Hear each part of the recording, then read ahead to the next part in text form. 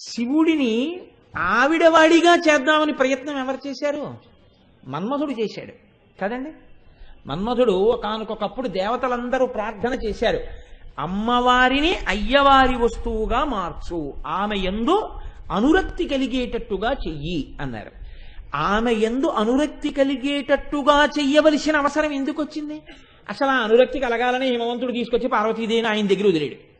కానీ ఆయనకు అనురక్తి కలగలేదు. కలగలేదు కాబట్టి శివుడు అయ్యాడు. అనురక్తి కలగట్లేదు కాబట్టి, అనురక్తి కలగకపోతే కొడుకు పుట్టడు కాబట్టి, పుట్టకపోతే తారకాసురుడు పరిమార్చబడడు కాబట్టి, అనురక్తి కలగడానికి లోకంలో ఉన్నది ఒక్కటే ఒక్క ఔషధం, నీ బాణమే. అందుకని నువ్వు బాణం వెయ్యన్నారు మన్మధుణ్ణి. ఇప్పుడు మన్మథ బాణం వేసిన తరువాత స్త్రీయందు అనురక్తి కలగని వాడొకడు ఉన్నాడని లోకంలో ఎవడు లేడు. ఎవడికైనా అనురక్తి కలిగింది. అలా మినహాయింపబడిన వాడొకడున్నాడు అన్నవాడు లేడు లోకంలో. కాముడి యొక్క బాణం పడితే ఎంత తపస్సు చేసుకుంటున్నవాడు భ్రంశమైపోయాడు శివానుగ్రహం ప్రసరించనంతసేపు. మరి శివుడేమయ్యాడు? బాణం ఒక్కటేశాడు, ఇంకా మిగిలిన 4 వేయలేదు, ఆ మన్మధుణ్ణి కాల్చేశాడు. అంటే అమ్మవారి యొక్క బుగ్గలకి, అమ్మవారి యొక్క సౌందర్యానికి పరమశివుడు లొంగకపోవడం అన్నది ఇప్పుడేనా, ఎప్పుడో మొదలైందా? ఎప్పుడో మొదలైంది దీని కథ. మీరు చూడండి, ఇది మీరు లోక సాధారణమైన విషయాన్ని ఎలా పట్టుకుంటారో అలాగే పట్టుకోవాలి. ఒక పెద్ద మనిషి దగ్గర ఒక ఆవిడ ఏడుస్తోంది అనుకోండి, ఆయన నాతో సరిగ్గా ఉండట్లేదండి అస్సలు అని. ఇలా అమ్మ మీ పెళ్ళైనప్పటి నుంచేనా ఈ మధ్యనేనా అని అడుగుతారు పెద్దవాళ్ళు. లేదండి పెళ్ళైనప్పటి నుంచి ఆయన ఇదే వరుస అందనుకోండి. పెళ్ళైనప్పటి నుంచి ఇలా ఇదే వరుస అయితే అసలు పెళ్ళి ఎందుకు చేసుకున్నట్టు? ఇప్పుడు అక్కడికి వెడతారు కదండి, వెనక్కి వెడతారు కథ. ఇక్కడ అంతే, మీరు వెనక్కే వెళ్ళాలి నామాన్ని ఆధారం చేసుకుని. ఇది ఎప్పటి వరుస? పెళ్లికి ముందా పెళ్ళైన తర్వాత? పెళ్లికి ముందు నుంచి ఇదే వరుస. మరి మీకు పెళ్ళి ఎలా అయిందమ్మా? పెళ్ళి ఎలా చేసుకున్నాడు? ఇక్కడికి రండి, ఇక్కడుంది తమాషా అంతా. మరి పెళ్ళి ఎందుకు చేసుకున్నాడంటే బాహ్యమైన అందం చూసి చేసుకోలేదు. ఇప్పుడు ఆవిడ తపస్సు చేసింది, శివుణ్ణే పెళ్లి చేసుకుంటాను. ఆ చేసుకున్నప్పుడు అపర్ణ అయిపోయింది, ఆకులు తినడం కూడా మానేసింది. మానేసి ఘోరమైన తపస్సు చేస్తే బాహ్య సౌందర్యం అంతా క్షీణించిపోయి ఆవిడ చీపురు పుల్లలా అయిపోయి మహాసౌందర్య రాశి అంతఃసౌందర్యం చేత తయారైంది. ఇప్పుడు కూడా పోని పెళ్లి చేసుకున్నాడా? బ్రహ్మచారిగా వచ్చి శివనింద చేశాడు తానే, శివుడే. అబ్బెబ్బే వాడితో నీకు పెళ్ళేటమ్మా అన్నాడు. శివనింద చేస్తే నిన్ను కూడా శపిస్తానంది. అప్పుడు శివుడిగా కనపడ్డాడు. శివుడిగా కనపడి పెళ్లి చేసుకున్నాడు. ఇప్పుడు చెప్పండి, అమ్మవారు పరమశివుణ్ణి పెళ్లి చేసుకోవడంలో అమ్మవారి తపస్సే సాధనమై అయ్యవారిని గెలుచుకుందా? మన్మధుడి యొక్క బాణాల వల్ల అందరికీ పతి దొరికినట్టుగా పత్నికి దొరికాడా ఇక్కడ? అలా దొరకలేదు. మన్మథ బాణములు ఈవిడ పెళ్లి యందు మార్గములు కావు. ఈవిడ తపస్సు, ఈవిడ అంతఃసౌందర్యము ఆయనని పతిగా చేసుకోవడానికి మార్గమైనది. అందుకు పెళ్ళయింది. బాగుందండి. మరి మన్మధుడేమయ్యాడు? మీరు ఈ ఒక్క నామాన్ని చాలా జాగ్రత్తగా వెనక్కి అడుగులెయ్యాలి. మన్మధుడేమయ్యాడు? అప్పుడు మన్మధుడు కాలిపోయి ఉండుంటే పార్వతీదేవి కాబట్టి తపస్సు చేసి శంకరుణ్ణి వివాహం చేసుకుంది. మరి ఆ తర్వాత చాలా మందికి పెళ్లిళ్ళయ్యాయి, లోకం ఉత్పత్తి అయింది, కొడుకులు పుట్టారు, మనవలు పుట్టారు, మునిమనవరాళ్ళు పుట్టారు, జాతులు వర్ధిల్లాయి, వంశాలు వర్ధిల్లాయి. అంటే మన్మధుడు బతికే ఉన్నాడు కదా. మన్మధుడు బతికే ఉంటే అసలే ఒక పట్టాన లొంగని వాణ్ణి అంత జాగ్రత్తగా ఆవిడ తన తపస్సుతో గెలుచుకుని భర్తను చేసుకుంది. ఇప్పుడు ఆయన కాల్చేసిన ఆవిడ్ని ఈవిడ బతికించేసింది అనుకోండి. వెంటనే ఆయన ఏమంటాడు అంటే, నే కాల్చేవాడిని నువ్వు బతికించేదని వినాను, మళ్ళీ తపస్సులోకి వెళ్ళిపోతాడు. ఆయన ఏమన్నా అంతకన్నా తపస్సు చేసుకుంటాడు.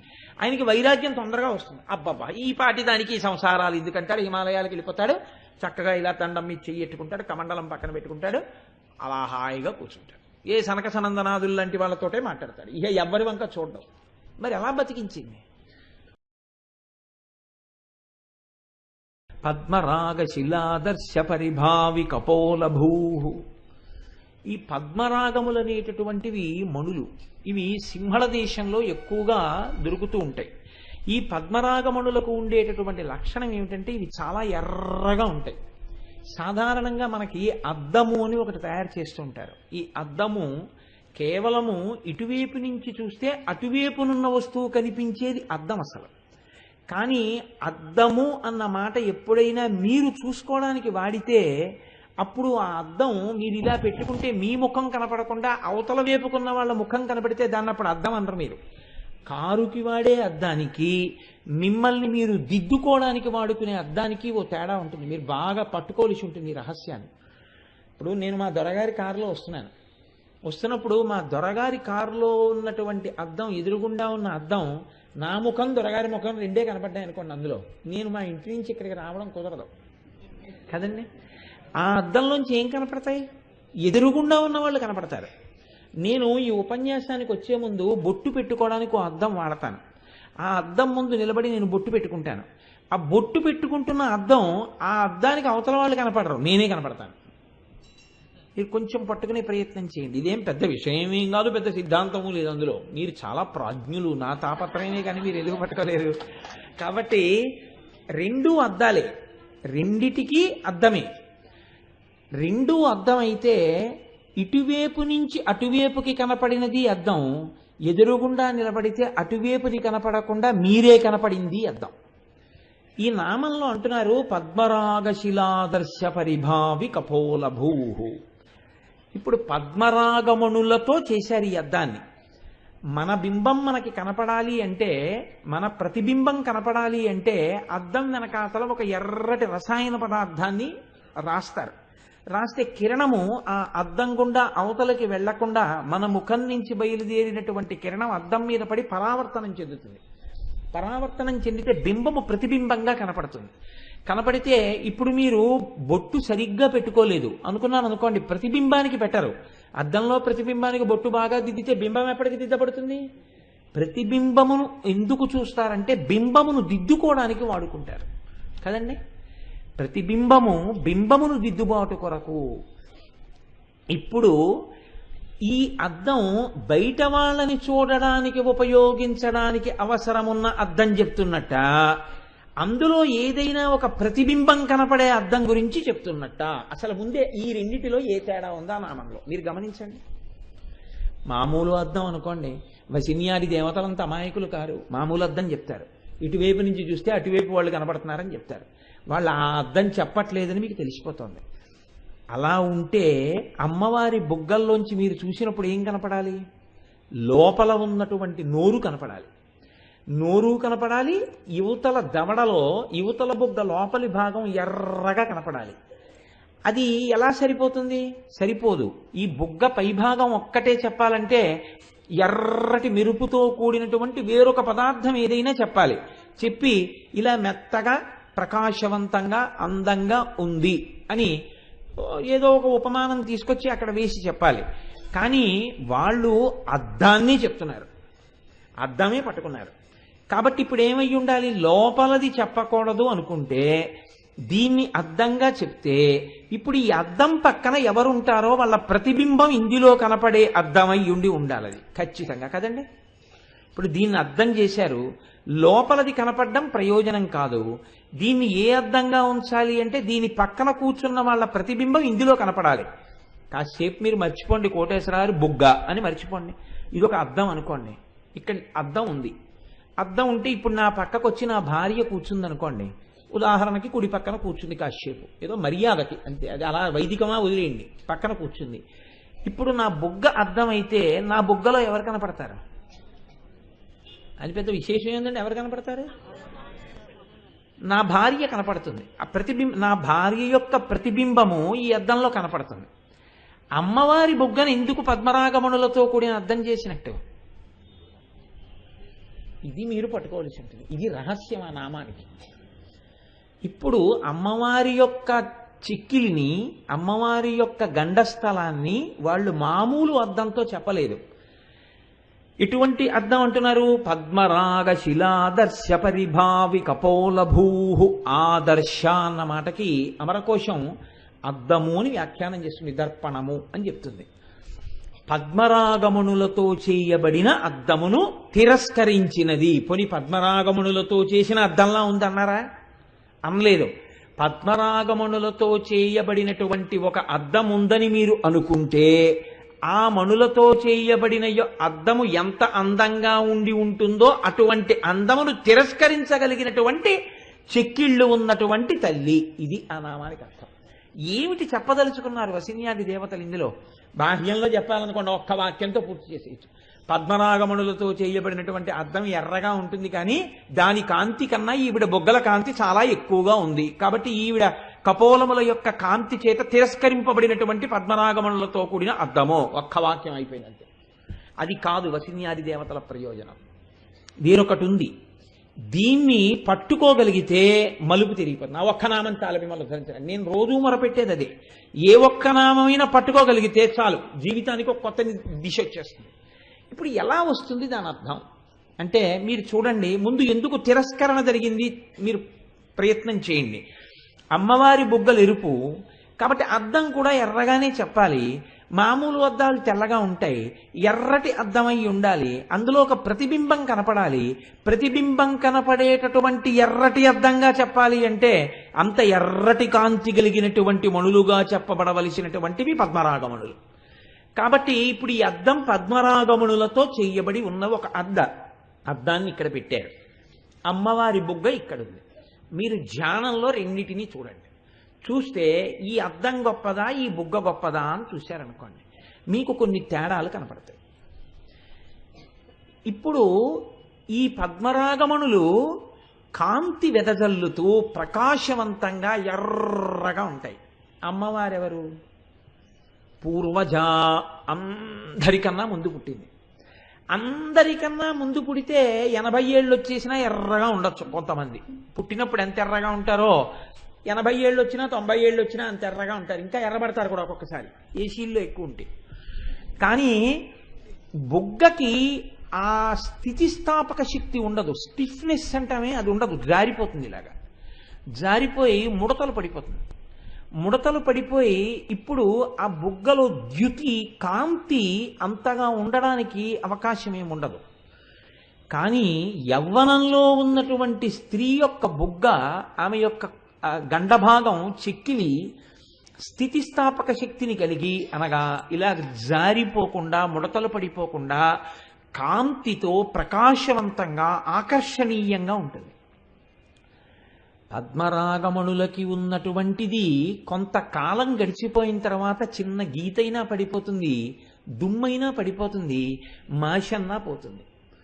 అమ్మవారి యొక్క బుగ్గలో ఎన్నటికీ గీతలు పడవు, ఎన్నటికీ మాసిపోవు, ఎన్నటికీ ఆ బుగ్గలు పూర్వజ అన్న నామం ఉంది కదా అని ఇప్పుడు ఆవిడ వృద్ధురాలైపోయిందని నువ్వు అనడానికి వీలైన బుగ్గలు కావు. కాబట్టి ముందు ఆ అద్దంతో పోల్చడంలో మీకేమందింది? ఆ కాంతిని ఈ కాంతితో చెప్పాలంటే ఆవిడ యవ్వనంలోనే ఉంది. ఈ నామానికే యవ్వనంలో ఉంటుందా? ఏ నామానికైనా యవ్వనంలోనే ఉంటుందా? ఏ నామానికైనా యవ్వనంలోనే ఉంటుంది. ఏ నామానికైనా యవ్వనంలో ఉంటే మీరు నేను ఎందుకు ఉండలేము? అంటే మనము కాలమునకు వశులము. ఇవాళ కోటేశ్వరరావు ఇలా ఉన్నాడు, ఓ 30 ఏళ్ళు పోయిన తర్వాత కోటేశ్వరరావు సభలోకి వచ్చాడు అనుకోండి, ఏమో గోపాలకృష్ణ గారు చేయి పట్టుకుని నన్ను వేదిక ఎక్కిస్తారేమో కదా. అందుకని అప్పుడు ఏమవుతుంది అంటే అంటే నా ఉద్దేశం ఏమిటంటే గోపాలకృష్ణ గారు కాలమును గెలిచిన వారై ఉంటారు కదా. కాకపోతే ఆయన నన్ను చెయ్యబట్టుకు ఎక్కించాలంటే అది నా ఉద్దేశం. కాబట్టి ఇప్పుడు అలా ఇప్పుడు ఆవిడ కాలమును గెలిచినటువంటి తల్లి. కాలమునకు ఆవిడ లొంగదు. కాలమునకు ఆవిడ లొంగదన్న విషయం మీకు ఎక్కడ బాగా రూఢైంది? నిన్ననే రూఢైంది. నిన్న చెప్పారు కదా, ఆవిడ తపనోడు ఉపమండల. సూర్యచంద్రులు ఇద్దరు ఆవిడ కర్ణాభరణములు.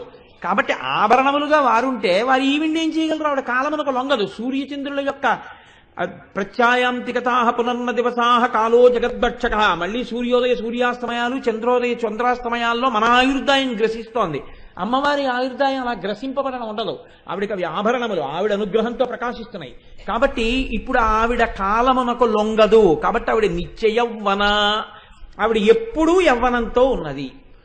కాబట్టి ఇప్పుడు ఈవిడితో సమానంగా కాలమునకు లొంగకుండా అమ్మవారు నిలబడిపోయినట్టు కాలమునకు లొంగకుండా పద్మరాగమణుల అద్దం కూడా ఉండగలదా? ఉండలేదు.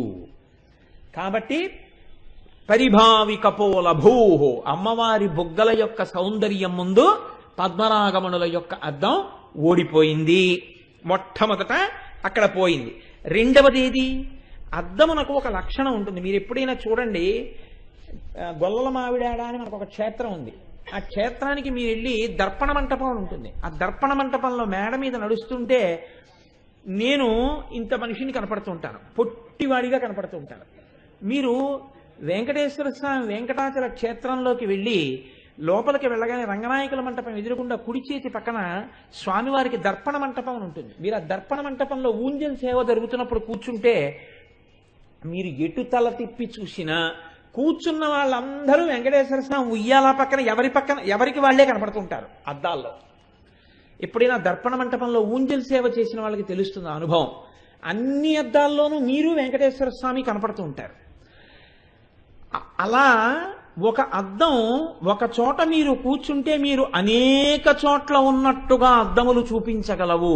ఇది మాయని సృష్టిస్తుంది అద్దం. మీరు పొడుగ్గా ఉంటే పొట్టిగా చూపిస్తుంది అద్దం. మీరు పొట్టిగా ఉంటే పొడుగ్గా చూపిస్తుంది అద్దం. మీరు సన్నగా ఉంటే లావుగా చూపిస్తుంది అద్దం. మీరు లావుగా ఉంటే సన్నగా చూపిస్తుంది అద్దం. మీరు కొంచెం వెనక్కి బాగా దూరంగా ఉంటే మీరు కొంచెం దగ్గరగా ఉన్నట్టుగా ఉంటుంది అద్దం. అందుకే కార్లకి వాటికి రియర్ మిర్రర్స్ అని ఉంటాయి పక్కన.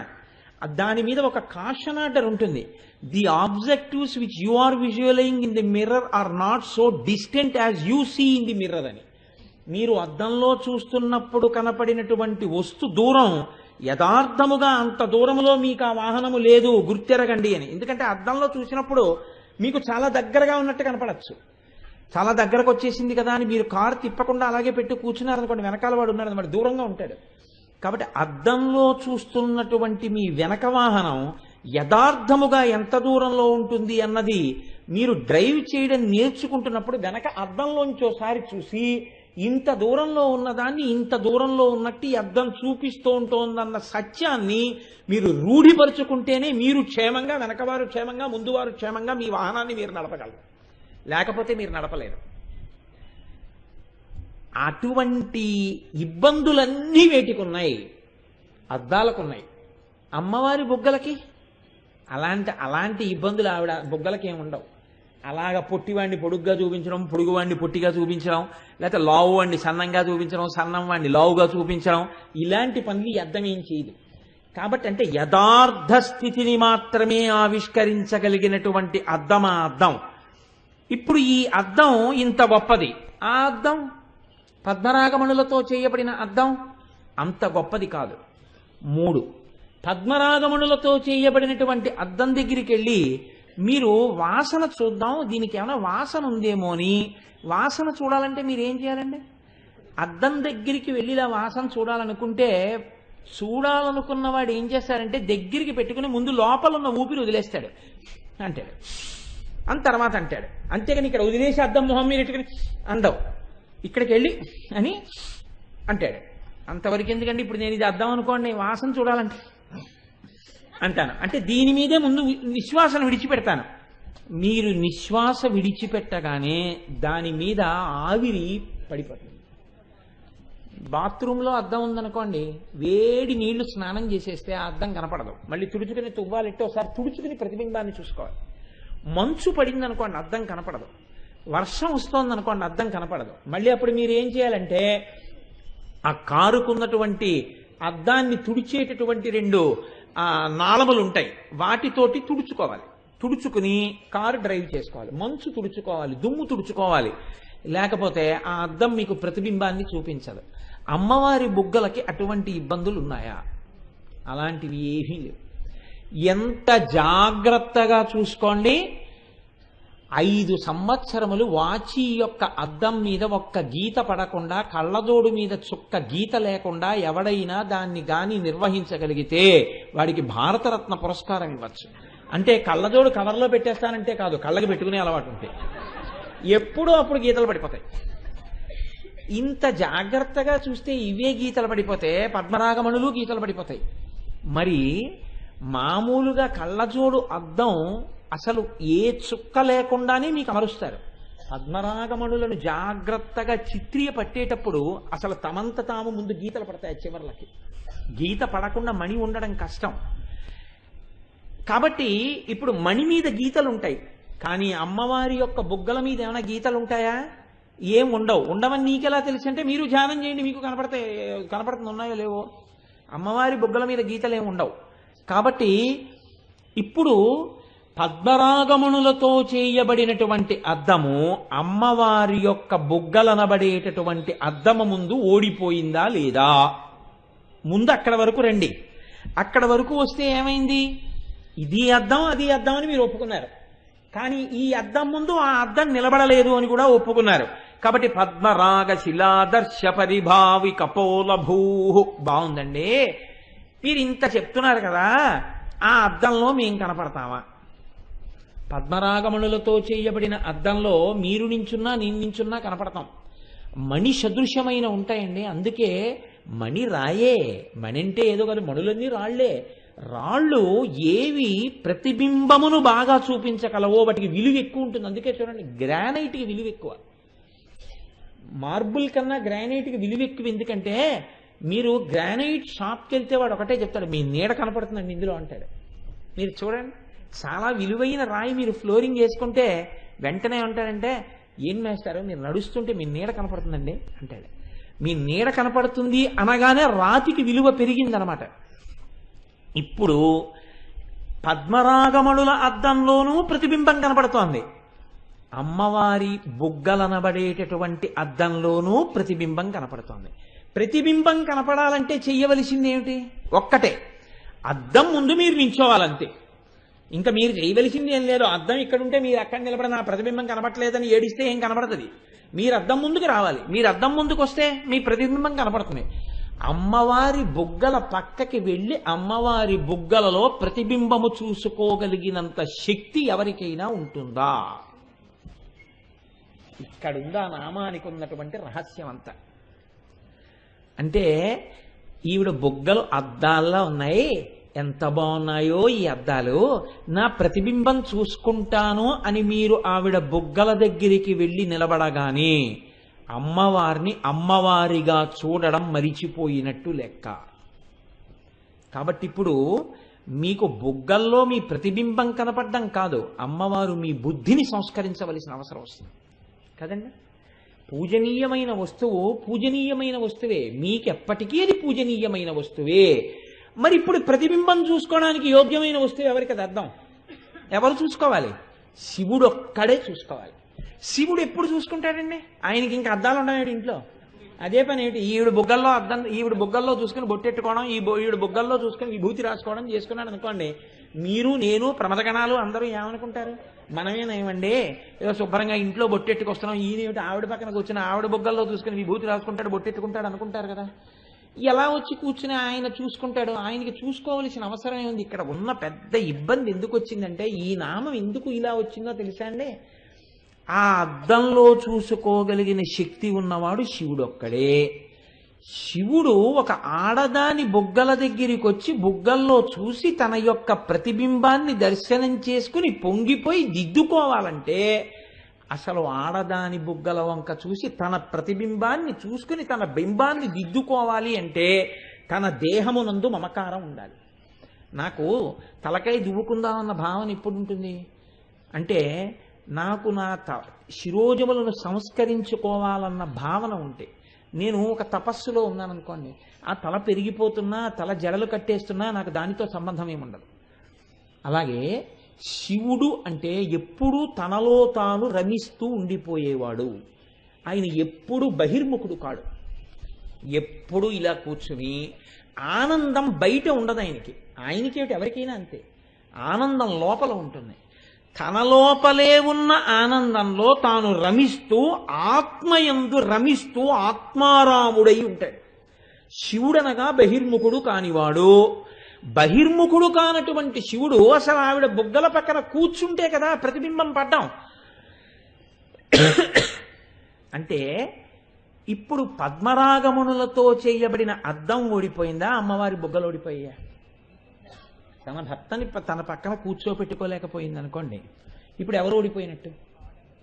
మీరు కొంచెం దీన్ని చాలా జాగ్రత్తగా గమనించవలసి ఉంటుంది. ఈ నామాన్ని, ఒక భార్య ఏడిచింది అనుకోండి, ఎన్నడూ ఆయన ఇంటికి రారు, ఆయన నా పక్కన కూర్చోరు, నాతో కలిసి కనీసం ఒక్క పూజ చేయరు, ఎన్నడూ నా చేతితో గుప్పెడు అన్నం కూడా తినరు అని ఒక భార్య ఏడ్చింది అనుకోండి. ఇప్పుడు ఆ భార్య భర్తని తన పక్కన కూర్చోపెట్టుకోవడంలో విఫలమైపోయాను అని ఏడుస్తున్నట్టు కదండి. తన పక్కన కూర్చోవలసిన వాడు కూర్చోవట్లేదు అని ఏడుస్తోంది ఆవిడ అని గుర్తు.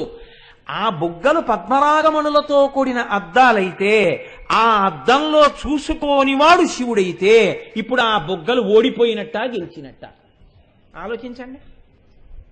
ఇప్పుడు ఆ బుగ్గలు ఓడిపోయాయా గెలిచాయా? ఖచ్చితంగా ఓడిపోయాయి కదండి. ఎందుకంటే శివుడు కూర్చోడు పక్కన. శివుడు అంటే తనలో తాను రమించేవాడు. తనలో తాను రమించే శివుడు ఎంత భర్త అయినా పక్కన కూర్చోనప్పుడు అమ్మవారి బొగ్గలు పద్మరాగమణులతో కూడినటువంటి అద్దములను గెలిచినటువంటి శోభతో కూడినవైతే మాత్రం ఆవిడ బొగ్గలకు ఒరిగినదేమి? నామం యొక్క గొప్పతనం అది. ఇప్పుడు ఆ కోణంలో మీరు పరిశీలన చేయండి. ఇప్పుడు ఆవిడకు ఒరిగింది ఈ మాట మీరు చెప్పగానే, ఇప్పుడు ఎన్నడూ భర్తృసుఖం ఎరగనటువంటి ఒక స్త్రీ దగ్గరికి వెళ్ళి ఎంత చదువుకున్నావమ్మా, ఎంత సంస్కారమమ్మా, ఎన్ని గొప్ప లక్షణాలు ఉన్నాయమ్మా, ఎంత అందగత్యవమ్మా అన్నారనుకోండి, ఉత్తర క్షణంలో ఆవిడ పవిటితో కళ్ళు తుడుచుకుంటుంది. ఎందుకో తెలుసా అండి? ఆవిడ అంటుంది అడవినగాచిన వెన్నెల నా అందం అంటాడు. ఎందుకు అంటే ఆవిడ గుణములు కాని, ఆవిడ సంస్కారం కాని, ఆవిడ భక్తి కాని, ఆవిడ పతిని అనుగమించేటటువంటి విధానం కాని, ఆవిడ సౌందర్యం కాని ఆవిడ భర్తని పక్కన కూర్చోబెట్టలేకపోయి అందుకు ఏడుస్తోంది ఆవిడ. అన్నీ ఉన్నాయి. ఇవన్నీ ఎవరి చేత భోగింపబడాలో వాడు పక్కన లేడు. ఇప్పుడు అది ఆవిడ ఓడిపోయాను అని ఏడుస్తోంది జీవితంలో. ఒక ఆవిడికి ఏమీ తెలియదు, కానీ భర్త ఎప్పుడూ పక్కన ఉంటాడు, ఎప్పుడు సరదాగా సంతోషంగా పక్కన కూర్చుని ఉంటాడు. ఇప్పుడు ఆవిడ నిత్య సంతోషంతో ఉంటుంది. ఎందుకని? చాలు, నా భర్త మనసు నేను గెలుచుకున్నాను. ఇప్పుడు మీరు ఈ నామం చెప్తే అమ్మవారు సంతోషించాలా, అమ్మవారు బాధపడాలా? చాలా జాగ్రత్తగా ఆలోచించండి. ఇప్పుడు నేను చెప్పిన కోణంలో ఆలోచించండి. పద్మరాగ శిలాదర్శ పరిభావి కపోలభూ అన్నాను నేను. ఇప్పుడు నేను చెప్పిన సిద్ధాంతంలో ఇక్కడే నేను ఆగిపోతే ఈ నామము చేత అమ్మవారు ప్రీతి పొందుతుంది అని చెప్పడానికి మీ దగ్గర ఏమైనా ఆధారం ఉందా? ఏమైనా ఉందా? లేదు కదా. మరి వసిన్యాది దేవతలు ఎలా చెప్పారు ఈ నామాన్ని? ఇలాగా అమ్మవారు ఎలా చెప్పించింది? అమ్మవారేగా వసిన్యాది దేవతలలో ప్రవేశించి చెప్పించింది. వాక్కు ఎక్కడున్నా వైదికమై 10 మందిని ఉద్ధరించే వాక్కు ఎవరు పలికినా ఆ వాక్కు అమ్మవారిదే. పూలతోటంతా నాదైనప్పుడు ఇక్కడ చామంతి మొక్క పూసిన పూలు నావే, అక్కడ గులాబీ మొక్క పూసిన పూలు నావే. శంకర భగవత్పాదులు చెప్పినా అమ్మవారే చెప్పింది, వసిన్యాది దేవతలు చెప్పినా అమ్మవారే చెప్పింది, పోతన గారు చెప్పినా అమ్మవారే చెప్పింది, ఎవరు చెప్పినా అమ్మవారే చెప్తోంది. దుర్వాసో మహర్షి ఆర్యా ద్విషితి చెప్పినా ఆవిడే చెప్పింది, మూక పంచశతి మూకశంకరులు చెప్పినా ఆవిడే చెప్పింది, చంద్రశేఖర పరమాచార్య స్వామి వారు అనుగ్రహ భాషణం చేస్తే ఆవిడే చెప్పింది, కోటేశ్వరరావు ఇవాళ 4 మాటలు మాట్లాడితే ఆ తల్లే మాట్లాడింది. కాబట్టి ఇప్పుడు పద్మరాగశిలాదర్శ పరిభావి కపోలభో ఆవిడ స్తోత్రము అని మీరు ఎలా చెప్పగలుగుతున్నారు? ఆ నామాన్ని పరిశీలనం చేయండి. కాబట్టి నేనంటాను ఆ నామము ధ్యాన సంబంధము అంటాను. మీరు బాగా ధ్యానం చేస్తే తప్ప మీకు అందదు. ఎందుకు అందదు? ఇప్పుడు మీరు వెనక్కి వెళ్ళండి కొంచెం. ఈ అందం ఎంత గొప్పదని మీరు చెప్తున్నారో, ఈ అందం ఒక్క అందానికే ఒక ప్రత్యేకత ఉంది. ఏమిటా అందం? ఇది కాలమునకు కూడా వశం కాని అందం. ఎంత అందము కాలమునందు పోవచ్చు, ఈ అందం కాలంలో పోయే అందం కాని అందం అమ్మవారిది. ఇంత అందం ఇప్పుడు కాదు, ఒకప్పుడైనా శివుణ్ణి కూర్చోబెట్టగలిగిందా? వెనక్కి వెళ్ళండి ఒకసారి. ఎప్పుడు ప్రయత్నించింది ఆవిడ అసలు శివుణ్ణి తనవాడిగా చేసుకుందామని? తన ప్రయత్నం వదిలేయండి, శివుడిని ఆవిడవాడిగా చేద్దామని ప్రయత్నం ఎవరు చేశారు? మన్మధుడు చేశాడు కదండి. మన్మధుడు ఒకానొకప్పుడు దేవతలందరూ ప్రార్థన చేశారు, అమ్మవారిని అయ్యవారి వస్తువుగా మార్చు, ఆమె యందు అనురక్తి కలిగేటట్టుగా చెయ్యి అన్నారు.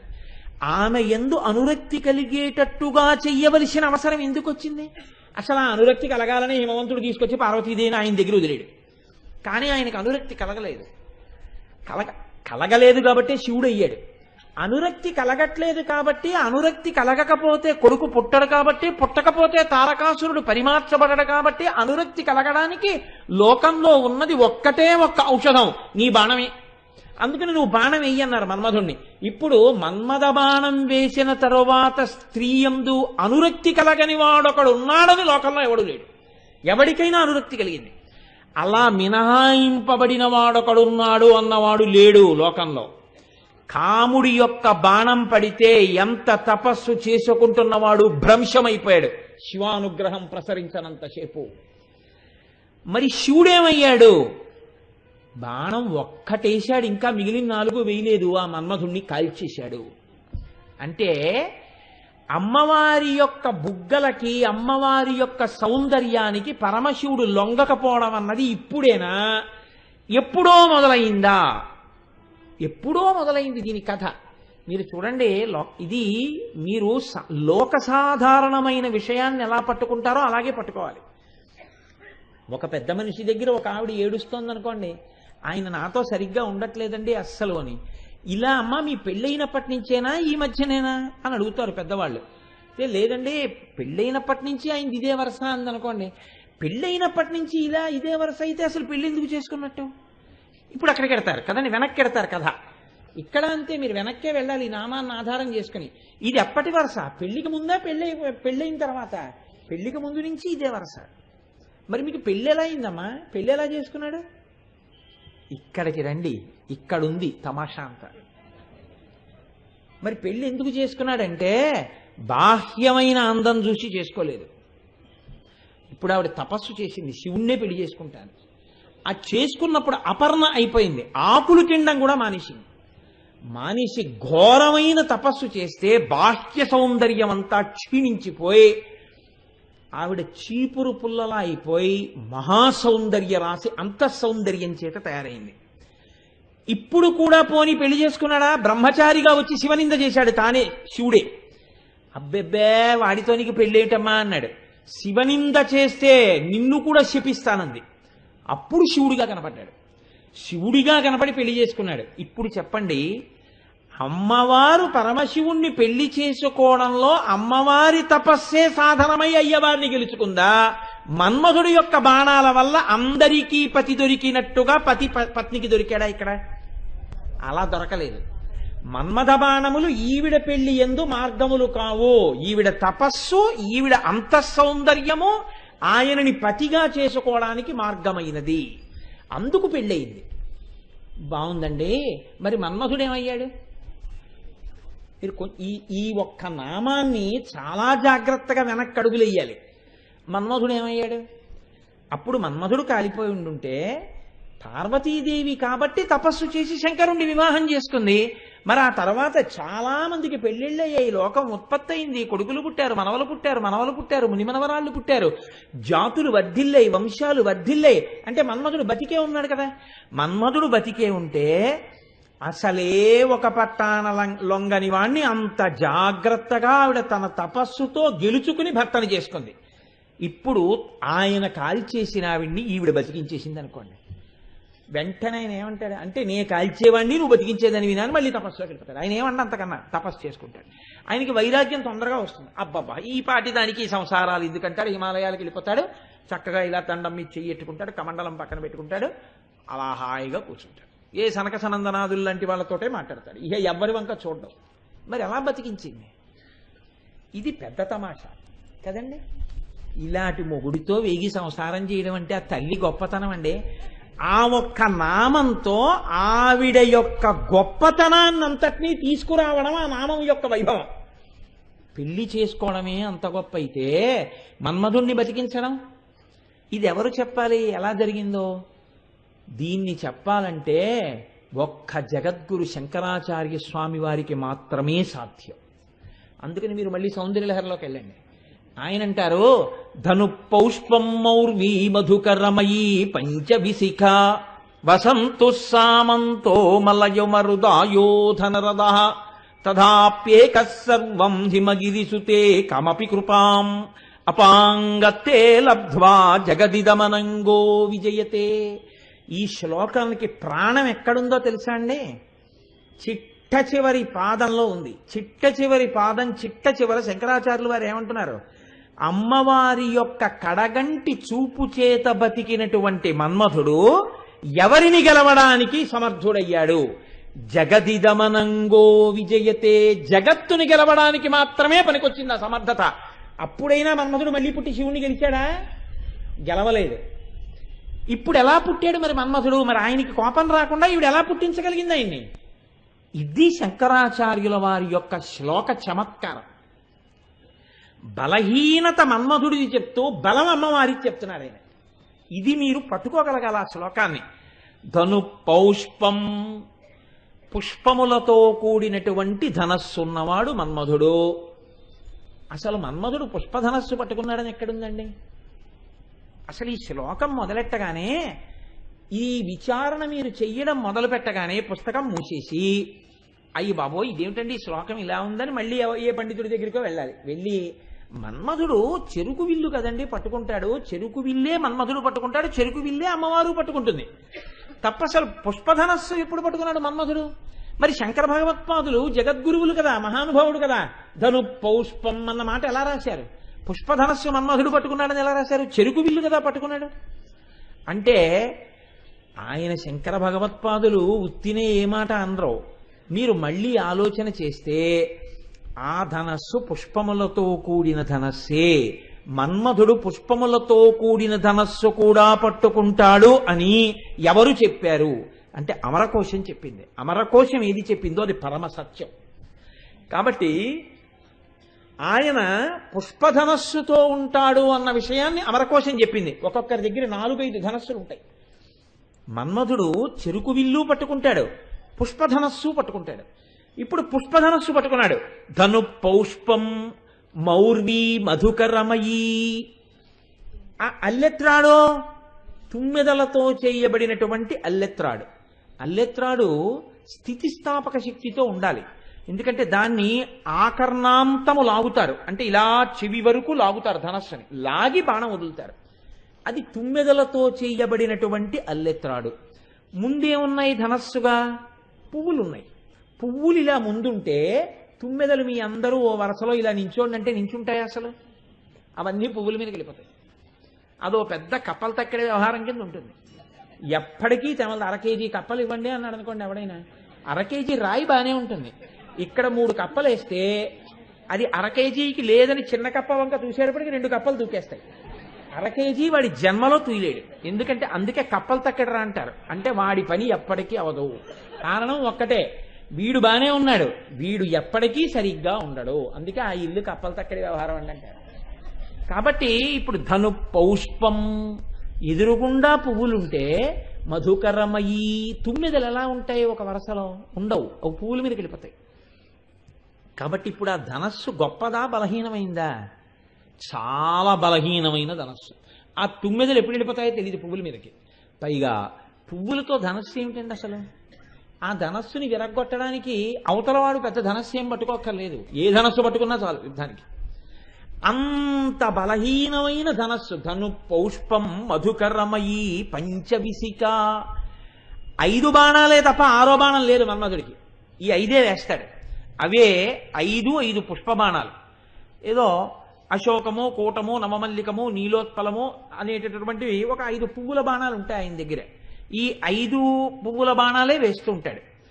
లోకంలో ఎవరికైనా పువ్వులతో కొడతట్టండి ఆయన అంటే సంతోషం, వెళ్ళి 4 పువ్వులతో కొడి తెచ్చుకుంటే అయిపోతుంది. కాబట్టి ఈయన పువ్వుల బాణాలు వేస్తాడు. అదో బలహీనత. ధను పౌష్పం మధుకరమయీ పంచవిసిక వసంతు సామంతో. సామంతుడంటే చిలికాడు. పక్కన ఉండే స్నేహితుడు చాలా గట్టివాడండి. ఒక్కొక్కసారి లోకంలో ఎలా ఉంటుందంటే పక్కన ఉన్న వాడి యొక్క బలం ఆశ్రయించినటువంటి వాడికి బలంగా మారుతుంది. వాడికి సహజంగా బలం ఉండదు, కానీ తాను ఎవరిని ఆశ్రయించి ఉన్నాడో వాడి బలం చేత తనకన్నా బలవంతుణ్ణి అధిక్షేపిస్తాడు. దీనికి ఒక ఉదాహరణ చెప్తుంటారు పెద్దలు. శేషుడికి గరుడు అంటే చాలా భయం. ఎందుకంటే సహజంగా శేషుడు పాము, గరుడు సర్ప విరోధి. అందుకని ఒక్క సభామంటపంలో స్వామివారు ఉండగా శేషుడు అక్కడికి వెళ్ళట. ఎందుకు వెళ్ళాడంటే గరుడు సభామంటపానికి తీసుకెళ్తాడు, సభామంటపం నుంచి బయటికి తీసుకెళ్తాడు. అక్కడ ఆయనది అధికారం. ఈయన వెళ్ళాడు అనుకోండి లేనిపోని ఇబ్బంది. కానీ శయనాగారంలో శ్రీ మహావిష్ణువు పడుకునే చోట శేషుడిది అధికారం. ఎందుకని ఆయన శేషుడి మీద పడుకుంటాడు. ఒకానొక నాడు ఎందుకో అకస్మాత్తుగా ఒక మాట చెప్పడానికి శేషుడు శ్రీ మహావిష్ణువు యొక్క పాలసముద్రానికి వచ్చారు మాట చెప్దామని. ఇప్పుడు ఈ శేషుడు అన్నాడు అలాగే పడుకుని గరుత్మంతుడిని చూసి, hello Garuda how are you అన్నాడు. అంటే ఓయ్ గరుత్మంత ఎలా ఉన్నావు, బాగున్నావా అన్నాడు. వీళ్ళ మాట అనడమే. ఇప్పుడు గరుత్మంతుడు అనుకున్నట్టు అవునులే స్థానబలం, స్వామి నీ మీద పడుకుని ఉన్నారుగా ఏమైనా అంటావు అని ఇప్పుడు ఆ బాగున్నానండి అన్నాడు. ఎందుకని? పైన శ్రీ మహావిష్ణువు పడుకున్నారు. మీరు ఒక వస్తువుని ఆశ్రయించి ఉన్నారనుకోండి, అది చాలా బలమైన వారు మీ వెనకాతలు ఉన్నారనుకోండి, మీ జోలికి రావడానికి భయపడతారు. ఆయన్ని మనం ఏం చేయలేమండి బాబా, ఆయన వెనకాల మినిస్టర్ గారు ఉన్నారంటారు కదండి. పోనీ మన్మధుడి వెనకాతలు అలా ఏమైనా బలమైన వాడు ఉన్నాడా? వసంతు సామంతో, వసంతుడు ఆయనకి చిలికాడు. ఈ వసంతుడు ఎప్పుడు ఉంటాడు? చైత్ర వైశాఖ మాసములు వసంత ఋతువు అప్పుడే ఉంటాడు. చైత్ర వైశాఖ మాసాలు వెళ్ళిపోయాయి అనుకోండి, మళ్ళీ వచ్చే వరకు కనపడ్డాయి. ఇంత గొప్ప చెలికాడు, మళ్ళీ పిలిస్తే పలకడు, సెల్కి నెంబరు లేదు, ల్యాండ్ ఫోను లేదు, కాబట్టి ఇహ దొరకడం. కాబట్టి వసంతు సామంతో మలయమరుదాయోధనరథ, మలయ పర్వతం మీద ఉండేటటువంటి గంధపు చెట్ల మించి వచ్చేటటువంటి సువాసన ఆయనకి రథంగా ఉంటుంది. ఈ గంధపు చెట్ల మించి వచ్చేటటువంటి గాలి మనిష్టం వచ్చినట్టు వెళ్ళదు, దాని ఇష్టం వచ్చినట్టు ఎడుతుంది. గాలి వీచేటప్పుడు తన ఇష్టం వచ్చినట్టు వీస్తుంది, కానీ మన ఇష్టం వచ్చినట్టు వీయదు. శత్రువు అక్కడ ఉన్నాడరా అన్నారు అనుకోండి, రథం ఇటు వెళ్ళిపోతుంది. ఎందుకంటే అది మలయమరుదాయోధన రథ అటుపోతూ ఉంటుంది ఆ రథం. ఇంత బలహీనమైన రథం మలయమరుదాయోధన రథ తథాప్యేక సర్వం హిమగిరిసుతే కమపి కృపాం అపాంగత్తే లబ్ధ్వా జగదిగమనంగో. అసలు అన్నిటికన్నా బలహీనత ఏమిటో తెలుసా అండి? అసలు ఆయనకి శరీరం లేదు. ఎదురుగుండా శత్రువు పోని భీకరాకారంతో నించున్నాడంటే భయపడతారు ఏ పువ్వులు విల్లైనా. అసలు ఆయనకి శరీరమే లేదు. ఇక శరీరమే లేనివాడు యుద్ధానికి వస్తే ఎవడు మాత్రం భయపడతాడు? అమ్మా, ఇన్ని బలహీనతలు ఉన్నటువంటి మన్మధుడు అపాంగత్తే లబ్ధ్వా, నువ్వు ఇలా చూశావంతే గొప్ప బలాన్ని పొందాడమ్మా. ఎంత బలాన్ని పొందాడు? జగదిదమనంగో విజయతే. అనంగుడు శరీరము లేనటువంటి మన్మధుడు ఈ జగత్తునంతటినీ గెలిచాడు. మన్మధుడి చేత మేము ఓడింపబడలేదన్న మొనగాడు లోకంలో లేకుండా ఉన్నాడు. అందరూ ఆయనకి వశులైపోయిన వారే. అలా వశం చేసుకోగలిగినటువంటి శక్తి ఇన్ని బలహీనతలున్న మన్మధుడికి ఎక్కడి నుంచి వచ్చింది? అపాంగత్తే లబ్ధ్వా, నువ్వు ఇలా చూడడం వల్ల వచ్చింది. ఇలా చూసినప్పుడు కోపంగా చూసినట్ట, కారుణ్యంతో చూసినట్ట? ఇలా చూస్తే కటాక్షం, కనుచివర్ల నుంచి చూస్తే. నువ్వు కటాక్షిస్తే వచ్చింది. నువ్వు కటాక్షించి మరింత బలం ఇచ్చేస్తే చంపేసిన వాడికి కోపం రాదా? అంటే నేను చంపేవాడిని, జగత్తంతా గెలవగలిగినంత బలాన్ని నువ్వు కటాక్షంతో ఇచ్చేదాని వినా అండ ఆయన. ఇక్కడుంది రహస్యం, శంకరాచార్యులు వారు పెట్టింది. అనంగో, ఎవరు చంపేశారు? శివుడు చంపేశాడు మూడవ కంటి మంటతో. చంపడం అంటే ఏమిటండి? ఆ శరీరము లేచి తిరగదు కదండి. ఇప్పుడు శరీరం పడిపోవడమే చావు అంటే, ఇప్పుడు ఆ శరీరం అక్కడే ఉంటుంది. ఆయన చనిపోయారండి అంటారు. ఆయన అక్కడే ఉన్నారు కదండి అంటే, ఆయన ఉన్నారండి, కానీ ఆయనలో ఉండవలసిన వస్తువు వెళ్ళిపోయింది కాబట్టి ఆ శరీరం ఇక లేచి తిరగదు. మీరు చాలా జాగ్రత్తగా గమనించండి ఇందులో రహస్యం. అమ్మవారు బ్రతికించిన తరువాత మన్మధుడు అదే శరీరంతో లేచి తిరిగాడా? మళ్ళీ తిరగలేదు. శంకరుడికి ఎందుకు కోపం రావాలి? నీ మనసెరిగిన ఇల్లాలనయ్యా, నువ్వు చంపిన వాడిని నేను మళ్ళీ ఆ శరీరంతో లేచి తిరగమని చెప్పలేదే.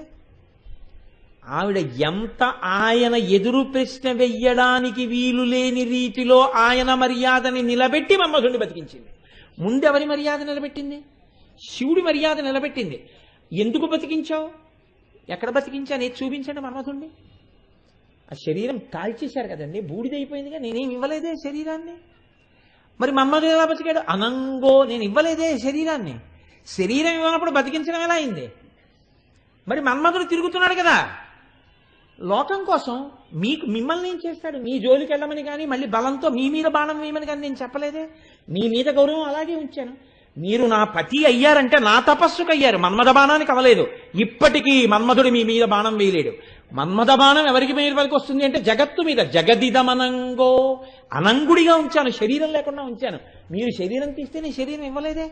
ఇది శాంకర ప్రజ్ఞ శ్లోకంలో. పార్వతీ పరమేశ్వరుల యొక్క హృదయములను ఆవిష్కరిస్తున్నారు ఆయన. ఎలా? చెప్పకుండా. ఇది పైకి దొరుకుతుందా? మీరు జాగ్రత్తగా గమనిస్తే వస్తోంది. అంటే ఇంకొకసారి అమ్మవారు పరమశివుడి యొక్క హృదయాన్ని దోచుకుంది. మీరు గమనించండి. ఇప్పుడు మళ్ళీ ఆవిడ శివుడి మనసు దోచుకుంటే శివుడు ఏమవుతున్నాడు? ఆవిడ తనని ఎంత బాగా అర్థం చేసుకుంటోందో, తన మనసు ఎంత తెలుసుకుంటోందో తెలుసుకున్న కొద్దీ ఆవిడ మనసుకి వశుడవుతున్నాడు. అంటే తన పక్కకి తెచ్చి కూర్చోపెట్టుకోవడంలో ఆవిడ సఫలీకృతురాలవుతోంది. ఇప్పుడు శివుడు కాల్చిన మన్మధుణ్ణి బతికించింది. ఎలా బతికించింది? శివుడు కాల్చేసిన శరీరాన్ని తిరిగి ఇచ్చి కాదు, శరీరం లేకుండానే బతికించింది. ఇది ప్రజ్ఞ, చాలా గొప్ప విషయం. కానీ శివుడి మర్యాదకు భంగం ఉందా? లేదు. లేచిన వాడు ఏం చేస్తాడు? సాధారణంగా యుద్ధంలో శత్రువు చేత మూర్ఛపోయాడు అనుకోండి, లేవగానే ముందు ఎక్కడ శత్రువు అని మళ్ళీ ధనస్సు తీస్తాడు. ఇప్పుడు లేచిన మన్మధుడు శివుడి వైపుకి తిరిగాడా? తిరగలేదు. ఎందుకు తిరగలేదు? అమ్మో, ఆయన వైపు తిరిగితే ఇంకేమైనా ఉందా? ఏ తల్లి బతికించిందో, ఏ తల్లి కటాక్షమ్మని బతికించిందో ఆ తల్లి మళ్ళీ కన్నెర్ర చేస్తే అప్పుడు బూడిదన్నా ఉంది, ఇప్పుడు బూడిద కూడా ఉండదు. అందుకే ఇంకా శివుడి మీద బాణం వేయలేదు. అది జగత్తుని గెలవడానికి వచ్చింది. ఏమి సౌశీల్యవతివి, నేను శరీరాన్ని కాల్చానని ఇక మళ్ళీ నువ్వు శరీరం ఇవ్వలేదు. కానీ లోకానికి తల్లివి కాబట్టి వంశాలు పెరగడం కోసమని మన్మధుడికి ప్రాణం పోశావు, అనంగుడిగానే ఉంచావు. ఆయనకి మనసిజుడు అని పేరు. మనసిజుడు అన్న పేరు ఎందుకు అంటే ఆయన శ్రీ మహావిష్ణువు యొక్క మనస్సులోంచి ఆవిర్భవించారు. అందుకే ఉత్తర జన్మలో కూడా శ్రీకృష్ణ భగవానుడికి కొడుకుగా ప్రద్యుమ్నుడిగానే వస్తారు మన్మధుడు. కాబట్టి ఇప్పుడు అమ్మవారు పరమశివుడి యొక్క మర్యాద ఏమైనా తగ్గించిందా?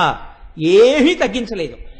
పరమశివుడి యొక్క మర్యాద తగ్గించకుండా, మన్మధుడు పరమశివుడి మీద బాణం వెయ్యడానికి వీలు లేకుండా పరమశివుణ్ణి తనవాడిగా చేసుకోవడంలో రెండోసారి కృతకృత్యురాలైంది. ఒకసారి తపస్సు చేసి పెళ్లి చేసుకుంది. మన్మధుణ్ణి బతికించి కూడా పరమశివుడికి కోపం రాకపోగా ఇంకా తనకి చేరువయ్యేటట్టుగా చేసుకోగలిగింది. అబ్బా, ఏమి మనసెరిగిన ఇల్లాలు, నా కీర్తి నిలబెట్టిన ఇల్లాలు. ఇప్పుడు ఆ సంతోషంతో ఆయన వచ్చి పక్కన కూర్చున్నాడు. ఇప్పుడు ఆ బుగ్గలు విజయం సాధించాయా లేదా? ఇప్పుడు అది అమ్మవారి పట్ల అపచారం ఎలా అయింది? మీరు వెనక్కి వెళ్ళి చూస్తే అది విజయం అవుతోంది కదండి. ఎలా విజయం అవుతోంది? బలవంతంగా కాదు, మనసిరిగిన ఇల్లాలుగా. అసలు ఎవ్వరి ఏ ఆడదానికి లోకంలో లొంగనటువంటి శివుణ్ణి ఒక్కొక్క మెట్టెక్కించి తీసుకొచ్చి కూర్చోబెడుతోంది. ఇందులో మన్మధుడి అపజయం ఉంది, ఆవిడ విజయం ఉంది. లోకం పట్ల మన్మధుడి విజయం ఉంది, పరమశివుడి పట్ల విజయం పొందకూడదన్న హద్దు అమ్మవారు ఏర్పాటు చేయడంలో ఆవిడ పాతివ్రత్యం ఉంది. దాని చేత శివుణ్ణి కూర్చోపెట్టుకోవడం ఉంది. దానివల్ల ఆవిడ బొగ్గలకి సార్థకత ఉంది. అమ్మవారి పాతివ్రత్యమంతా పద్మరాగ శిలాదర్శ పరిభావి కపోలభూహు ఆ నామంలో ఉంది. ఇప్పుడు నేను మీతో అంటాను, పరమశివుడు అమ్మవారి ముఖం వంక చూడడంలో ప్రీతిపాత్రుడై ఉన్నాడు అంటే, అమ్మవారి ముఖం దగ్గరికి వచ్చి కూర్చున్నాడు, అమ్మవారి బుగ్గల్లోకి చూస్తున్నాడు అంటే, ఆయన అమ్మవారిని చూసి సంతోషిస్తున్నాడు అంటే, అమ్మవారు అన్నప్పుడు ఆడదైతే ఆడది ఆయనకి భార్య అయితే భార్య వంక చూస్తున్నాడు అంటే, పరమశివుడు ఆ మన్మధుడికి లొంగాడో లొంగలేదో తెలియదు కానీ అమ్మవారి విషయంలో మన్మథ ప్రజ్ఞకే లొంగినట్టు అయిందా లేదా? మరి దీన్ని ఎలా మీరు దాన్ని సమర్థిస్తారు? ఇప్పుడు బాణం పడలేదని ఆ 5 బాణములకు లొంగకుండా అమ్మవారి వంక ఎలా చూశాడు? ఎలా వచ్చి కూర్చున్నాడు? నా భార్యని, నా భార్య అన్న మాట అనగానే అమ్మో ఎంత ప్రేమ కలిగిందో అనగానే ఆ స్థాయి నుంచి ఒక్కసారి కిందకొచ్చి మావిడన్న మాట అన్నాడా లేదా? అలా అనగాని లొంగాడా లేదా? లొంగడం అన్న మాట వచ్చేటప్పటికి అది మన్మథ సంబంధమా కాదా? మరి అప్పుడు మన్మధుడి విజయం అయిపోయినట్టుగా శివుడు గ్రహించలేనంతటి వాడా? ఈశాన సర్వ విద్యానాం ఈశ్వర సర్వభూతానాం బ్రహ్మాధిపతి బ్రహ్మణోధిపతి బ్రహ్మ శివోమే అస్తు సదాశివోం కదా. ఈ పాటి విషయం శివుడు గ్రహించుకోలేక బుట్టలో పడిపోతే బుట్టలో పెట్టడం అమ్మవారి యొక్క గడుసుతనం అయిపోతుంది కానీ సౌశీల్యం అవుతుందా? అప్పుడు మళ్ళీ అలా పరిశీలించండి. ఎన్ని మిలికలండి ఒక్క నామం అంటే. ఒక్క నామం వసిన్యాది దేవతలు చెప్పారంటే ఎన్ని మలుపులు తిరిగిపోతుందో. ఇప్పుడు నిజంగా మీరు లలితా సహస్రం చదువుతున్నారనుకోండి, పద్మరాగ శిలాదర్శ పరిభావి కపోలభూ చాలంటాను నేను. పూజకి చాలు, నాకైతే చాలు, ఏ నామం అక్కర్లేదు. ఈ ఒక్క నామం చదివి కళ్ళు మూసుకుని పీట మీద అలా కూర్చుంటే ఎంత ఆనందం, ఒళ్ళు పులకలు వచ్చేసి అమ్మా ఏమి సౌశీల్యవతివమ్మా, ఏమి గొప్పతనమమ్మా అని పొంగులు వారిపోతుంది మనస్సు. ఒక 45 నిమిషాలు గంట అలా కూర్చున్నాక వెనక నుంచి నైవేద్యం పట్టుకొచ్చి ఏడు ఇంకా అవలేదు, పూలు అలాగే ఉన్నాయి అన్న తర్వాత అవుతుంది లేవాయి, పూలు వేయడం పెద్ద విశేషమా, ఉమామహేశ్వరాత్మనమస్తు ఇలా జల్లేస్తే అయిపోయింది. వర్ణములా సువర్ణములు పాదములా కలహంసములు శృతుల్ కనరసాయనమ్ములు శుకమ్ముల పల్కుల పల్కులమ్మ ఆకర్ణ విశాల నేత్రములు కంజదలాయతముల్ సుధార్ణవో దీర్ఘ తరంగ మాలికల తేలిన వెన్నలు నీ ప్రసన్నతల్లంటారు పేరాల భరతశర్మ గారు. అలా ఆ తల్లిది ఇక్కడ వరకు ఉండేటటువంటి ఆకర్ణాంత విశాల నేత్రము. ఈ కన్నులు ఇలా వెడుతూ నాకు కనపడ్డాయి. వెడుతున్నప్పుడు ఈ కన్ను ఇక్కడ వరకు వెడుతోంది గుడ్డంటే కను రెప్ప కూడా ఇక్కడి నుంచి ఇక్కడ వరకు ఇలా ఉండాలి కదా. ఇలా ఉంటే దాని ఆ కను రెప్పకి చివర ఉండేటటువంటి వెంట్రుకలు కూడా ఇలా ఇక్కడి నుంచి ఇక్కడికి ఉండాలి కదా. అమ్మా శివుడు ఎందుకు వచ్చి కూర్చున్నాడో నాకు అర్థమైంది అన్నారు. అది మన్మధుడి ప్రజ్ఞ కాదు. మన్మధుడు 5 బాణములే ఆయనకున్నాయి. ఆ 5 బాణములో ఏ బాణము వేసి శివుణ్ణి తీసుకొచ్చి అమ్మవారి పక్కన కూర్చోపెట్టలేడు. అమ్మవారి మీద అలా ప్రేమ ఏర్పడేటట్టుగా శివుణ్ణి చెయ్యడానికి 6వ బాణం ఒకటి తెచ్చుకోవలసి వచ్చింది మన్మధుడు. ఆ 6వ బాణం ఎక్కడితో తెలుసా? అది లోకంలో ఇంకెవ్వరి మీద వేయరు, ఒక్క శివుడి మీద వేయడానికి మాత్రమే పనికొచ్చే బాణం.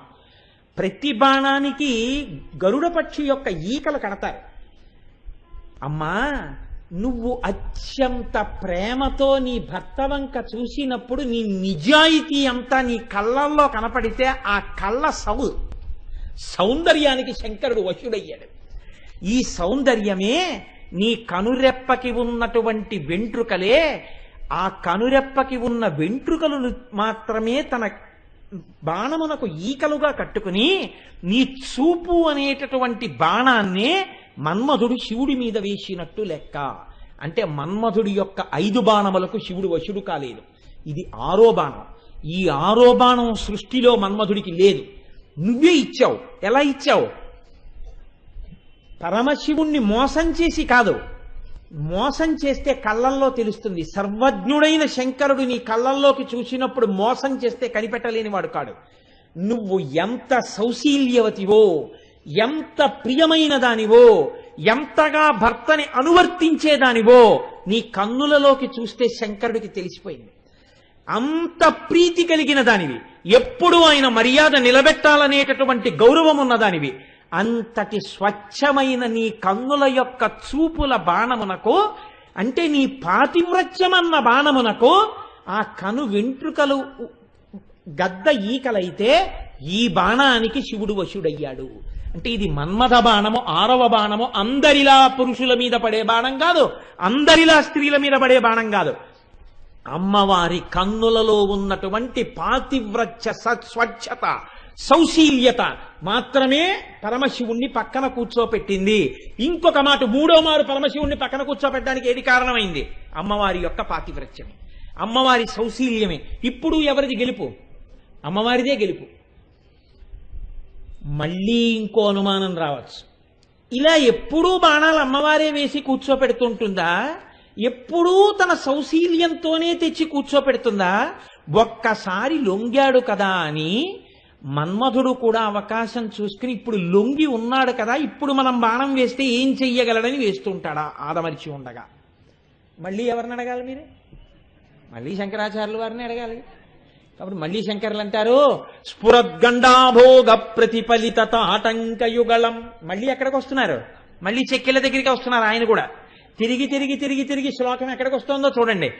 స్ఫురద్గండాభోగ ప్రతిఫలిత తాటంకయుగళం చతుశ్చక్రం మన్యే తవ ముఖమిదం మన్మథరథం యమారుహ్యద్రుహ్యత్కవనిరదమర్కేందు చరణం మహావీరో మార ప్రమదపతయే సంగీతవతే అన్నారు.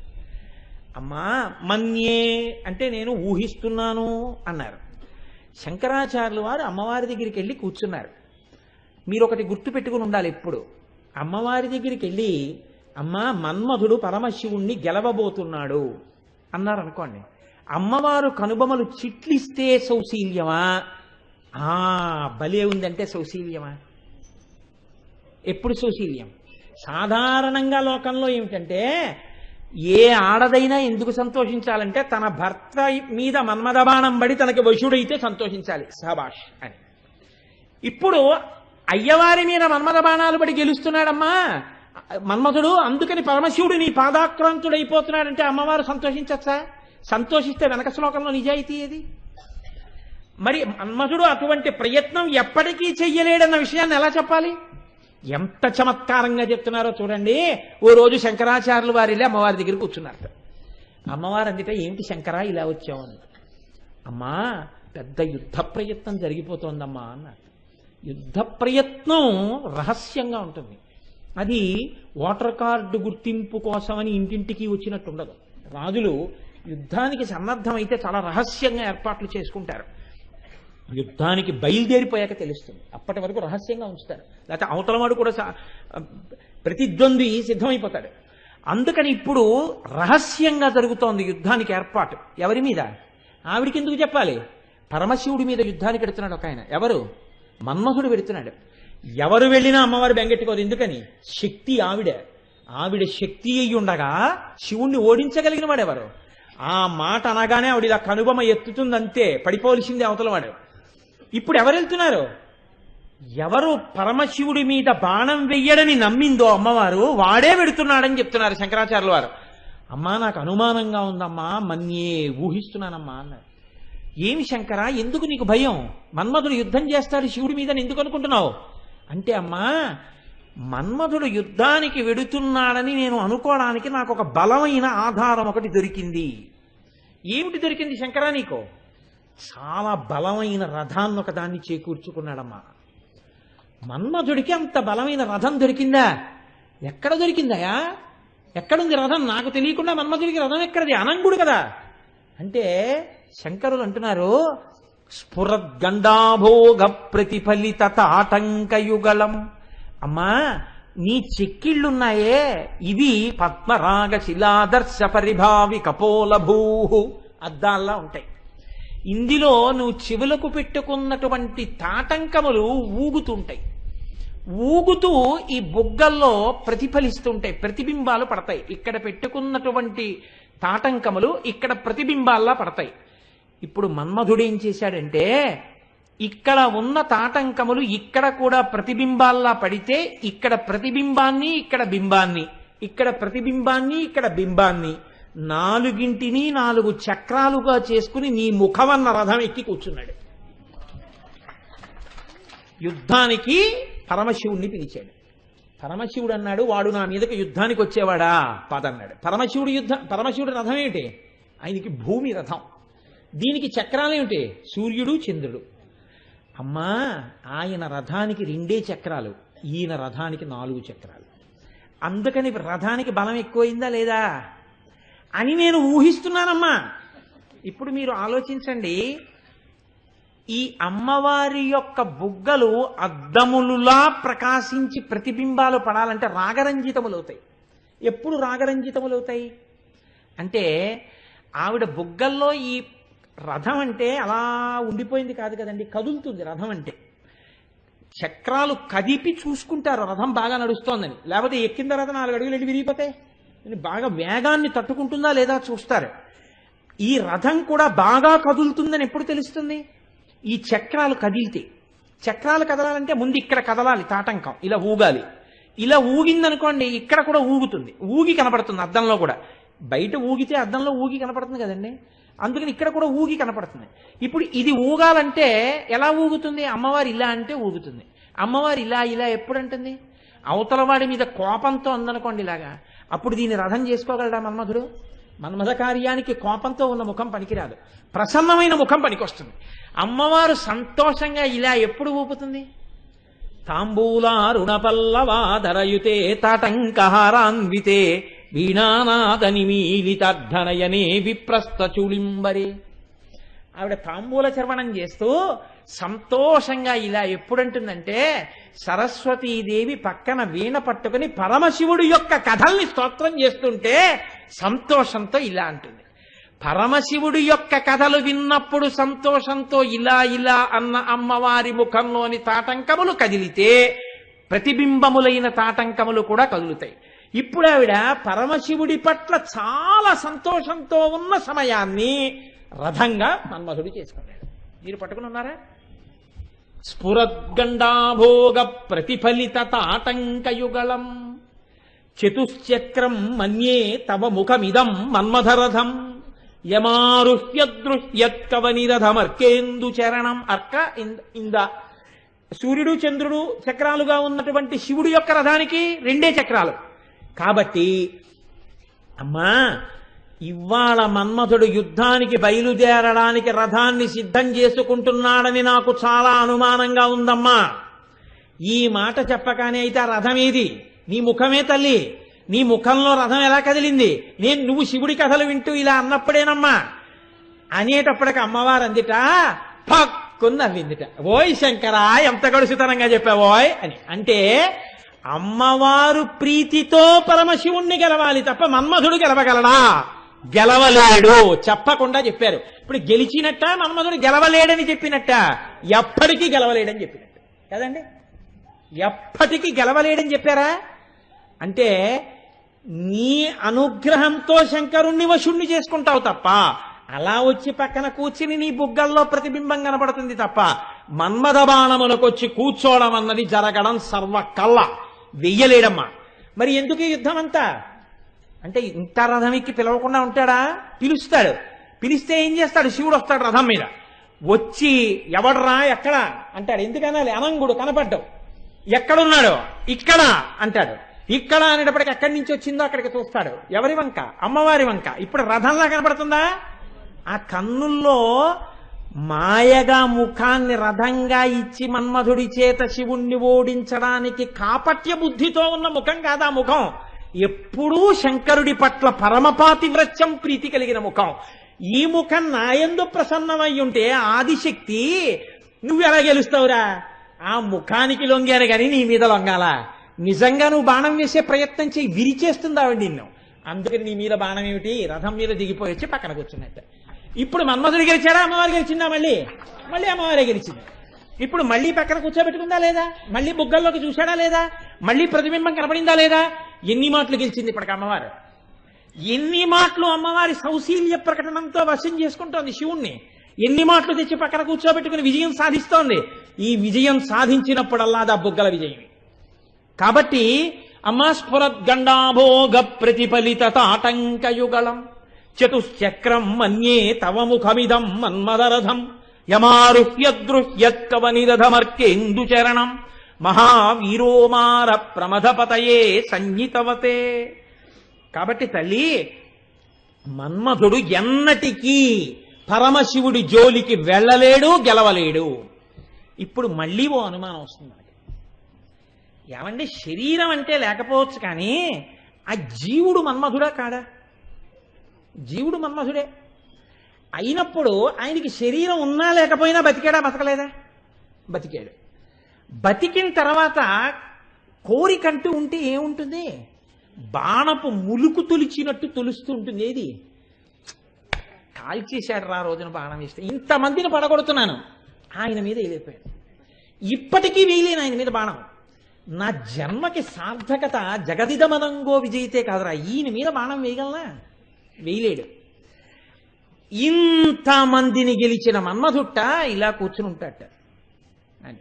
ఎందుకనంటే వీళ్ళని గెలవడం ఏముందండి, ఆయన్ని గెలవలేకపోయాను కదా, ఈ 5 బాణాలు ఆయన మీద పనిచేయవు అంటుంటాట. మరి ఇది కడుపులో కక్ష కింద పెరుగుతోంది అనుకోండి, ఎప్పటికైనా ప్రమాదమే ఈ శత్రువు. ఇప్పుడు అమ్మవారు ఆ శత్రువుని పోషించేస్తోంది కదా, ఎప్పుడూ మన్మథ బాణానికి శివుణ్ణి లొంగేటట్టు చేయదు. ఇప్పుడు పరోక్షంగా అమ్మవారు పరమశివుడి యొక్క శత్రువుని పోషిస్తూనే ఉందా లోకంలో లేదా? ఇప్పుడు అలా రండి, ఎన్ని బహుభంగిమలో వెళ్ళిపోతుందండి ఆ నామం. చాలా బాగుందండి. మన్మధుడు ఓడిపోతున్నాడు, అమ్మవారు గెలుస్తోంది, బాగుంది. ప్రయత్నం చేసినప్పుడల్లా మన్మధుడు ఓడిపోయి అమ్మవారు గెలుస్తుంటే ఆవిడ ప్రజ్ఞతో కూర్చోపెడుతోంది, కానీ నా జన్మాంతరంలో నేను ఈయన మీద బాణం వేయలేకపోయాను. సరికదా, ఒక్కసారే వేశాను. దాని ఫలితం ఏమిటంటే ఇప్పటికి లేదు శరీరం, ఇప్పటికీ నేను వేయలేను బాణం, ఆవిడే గెలుస్తుందంటే. ఆయన్ని గెలిచానన్న కీర్తి నాకు వస్తుందా రాదా? ఇది ఉంటుందా ఉండదండి? శత్రువు అన్నవాడికి ఉండి తీరుతుంది. ఇప్పుడు ఆవిడ ఏం చేస్తోంది? వాడి మీద వెయ్యి, వీడి మీద వెయ్యి, వీడి మీద వెయ్యి, జగదిదమనంగో విజయతే, జగత్తునంతటినీ గెలిపిస్తోంది. శక్తి ఆవిడే, వెనక ఉన్న శక్తి ఆవిడే. కానీ ఎప్పటికీ శివుడి మీద బాణం మాత్రం వేయనివ్వదు. వెయ్యినివ్వలేదు కదా అని చెప్పి శివుడు ఎక్కడో కూర్చుని ఆవిడ పక్కన కూర్చోవట్లేదని ఈవిడ కళ్ళొత్తుకుంటుంటే, పోనీ అమ్మ ఎందుకులేమ్మా, ఏం చేస్తాడు, ఎలాగో కాలిపోయాను, ఇంకో బాణం వేసేస్తాను అనొచ్చు. ఈయన అవసరం లేకుండా ఆయన తెచ్చి పక్కన కూర్చోబెట్టుకుంటుంది. ఇది ఈయన బాధ. తను గెలవలేకపోయిన వాడిని ఆవిడ గెలిచేసుకుని పతించేసేసుకుంది. మన్మథ బాణం అవసరం లేకుండా గెలుచుకోగలిగిన తల్లొకత్తుంది లోకంలో అని నిరూపిస్తాను. ఇప్పుడు తన బాణములకు పరిమితి వచ్చింది. ఇది ఇంకా కక్ష పెరుగుతోంది రోజు రోజుకి. ఈ కోణం లేదని మీరు ఎలా అనుకుంటున్నారు? శత్రువు అన్నవాడికి ఉండి తీరుతుంది కదా. ఇప్పుడు అమ్మవారు దూరదృష్టితో ఏం చెయ్యాలి? శంకరుడికి తెలియకుండా మన్మధుడు గెలిచాడన్న కీర్తి మన్మధుడికి కట్టబెట్టాలి. అక్కడితో ఏం చేస్తాడు? ఉపశమనం పొందేస్తాడు. అమ్మయ్య గెలిచేశాను సార్ అనుకుంటాడు. అసలు గెలిచాడా గెలవలేదా అంటే ఎప్పటికీ గెలవలేడు. అలా గెలవలేకుండానూ ఉంచాలి, గెలిచేశానన్న కీర్తిని ఇచ్చేయాలి. ఇది శివుడికి మాత్రం ఆయనకు అర్థమైనప్పుడు పిల్లాడి వెర్రితనం అనుకోవాలి.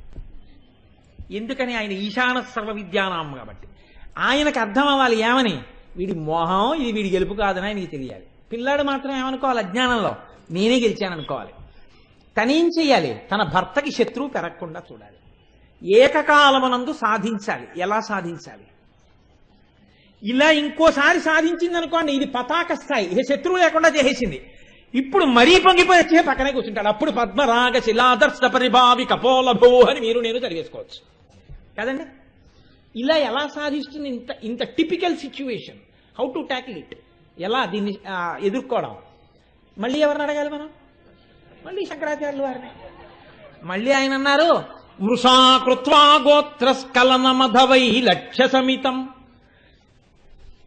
లలాటే భర్తారే చరణ కమలే తాడయతితే చిరాదంతస్యదహన కృతమున్మూలితమత కిలా కోటిక్వాణై కిలికిలితమీశాన రిపుణ. రిపుణ అంటూ మొదలెట్టారు ఆయన శ్లోకం. రిపుణ అంటే శత్రువు. ఎటువంటి శత్రువుట? చిరాదంతశల్య. ఇప్పుడు బయట పెడుతున్నారు అసలు రహస్యం. మన్మధుడి కడుపు మండిపోయి ఉన్నాడు, బాణపు ములుకు గుచ్చుకున్నట్టు గుండెల్లో రగులుతోంది పగ. ఈయన్ని మాత్రం వశం చేసుకోలేకపోయాను అని. ఇప్పుడు అమ్మవారు ఈ శత్రువుని అని చెయ్యాలి, శివుడి కీర్తిని తగ్గించకూడదు. తను అంత అందంగా కథ నడపాలి. ఒక రోజున అటువంటి సన్నివేశాన్ని ఆవిడ వాడుకుంది. ఎప్పుడు వాడుకుందిట? దీని యోగ రహస్యం వేరు. ఈ శ్లోకాన్ని ఎంతో స్థాయిలో అర్థం చేసుకోవాలి తప్ప ఈ శ్లోకాన్ని చాలా అధమ స్థాయిలో చూసి దాని పట్ల వికటమైన స్వభావంతో ఉండకూడదు. మృషాకృత్వా గోత్రస్కలనమధవై లక్ష్య సమితం. ఒకానొకనాడు పరమశివుడు తన ఇల్లాలైనటువంటి పార్వతీదేవి ఉన్న ఏకాంత మందిరాన్ని చేరుకున్నాడు. హంసతూలికా తల్పం మీద తల్లి కూర్చునుంది. శంకరుడు కూడా దగ్గరికి వెళ్ళి పార్వతీ అని పిలవబోయి గంగా అని పిలిచాడు. ఇప్పుడు గంగా అని పిలిస్తే భార్య వద్దకు వెళ్ళి ప్రియురాలి పేరు పలికితే గోత్రస్ఖలనం అయిందంటాడు. లోకంలో ఏదైనా సహింపబడుతుంది, కానీ తన సమక్షంలోనే భర్త ప్రియురాలి పేరు పలికితే ఎక్కడ లేని కోపం వస్తుంది ఆడదానికి. అప్పుడు క్షమాబుద్ధి ఉందనుకోండి, అది స్త్రీ యొక్క సౌశీల్య ప్రకాశంగా ఉండదు. ఆడది ఆడతనాన్ని వ్యక్తీకరిస్తే బాగుంటుంది, మగవాడు మగబుద్ధిని ప్రకటిస్తేనే బాగుంటుంది. కాబట్టి ఇప్పుడు ఎంత అమ్మవారైనా తన భర్త తన దగ్గరికి వచ్చి గంగా అంటే పోన్లెద్దురు అన్ని పేర్లు నావే అంటే అది సర్వజ్ఞ సాంద్రకరుణ సమాన అధిక వర్జిత కింద ఉంటుంది. ఇప్పుడు అలా అనకూడదు, భర్త వచ్చినవాడు. కాబట్టి ఆవిడేం చేసిందిట, వచ్చి మృషాకృత్వా గోత్రస్కలనమధవై లక్ష్య సమితం, ఏదో పాపం గబగబా వచ్చేసి గంగా అన్నాడు. అన్న తర్వాత గబుక్కుని గుర్తొచ్చిన, అయ్యి బాబోయ్ ఇక్కడికి వచ్చి గంగా అన్నాను రా, కొంపలు అడిపోయాయి. ఎందుకని, ఆవిడ మొహం అసలే ఎరుపు, తన చెక్కుల కుంకుమ పత్రభంగ సంజనిత నవీన కాంతి వెదజల్లగ గద్గద కిన్నకంటి, అసలే బొగ్గల ఎరుపు, దాని మీద రోషం వచ్చింది. ఇప్పుడు ఆ ఎరుపులో ఈ ఎరుపు కలిసింది. ఈ రెండు ఎరుపులు కలిసి బొగ్గల మీద రాసుకున్న అంగరాగముల ఎరుపుతో కలిసింది. ఈ మూడెరుపులు కలిసి కొత్త ఎరుపు కాంతి వచ్చింది. అసలే కాంతి, ఈ ఎరుపు కాంతి. ఇది చూసి శంకరుడికి ఏం చెయ్యాలో అర్థం కాలేదు. ఎవరికి, ఎవడు ఈశాన సర్వ విద్యానాం ఈశ్వర సర్వభూతానాం బ్రహ్మాధిపతి బ్రహ్మణోధిపతి బ్రహ్మ శివోమే అస్తు సదాశివోమో, వాడికి ఆలోచన రాలేదు.